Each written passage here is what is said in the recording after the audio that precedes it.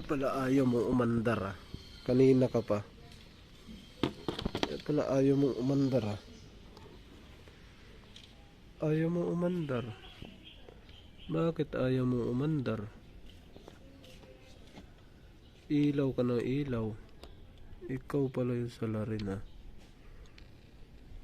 Kuhanin mo yung bulak natin. Yung check engine, sabihin mo kung umiilaw. Tanungin mo. Umiilaw naman daw. Umiilaw naman daw, sir. Eh? Oh, may check engine, buhay? Oo.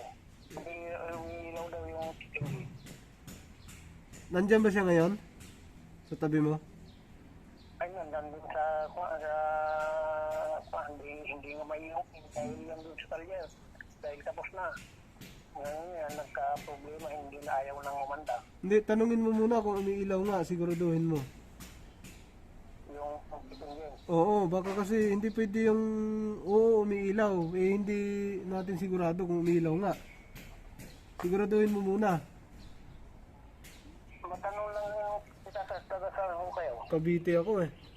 Ay, Cavite. Mm. Malayo. Ha? Malayo kayo. Malayo nga. Okay lang yan, kaya yan. Ang kaso dito sa probinsya namin, eh, walang nag-i-scan. May mga scanner sila, pero yung kagaya ng scanner mo na malaki, walang ganun sila, yung mga maliliit lang. Pwede yun. Pwede na yun. Tanungin mo muna. Pero kung papapapapag yung ECU sa yung ano niya, computer box niya, Pwede. saka kung ano-ano naman ang gagalawin nila doon.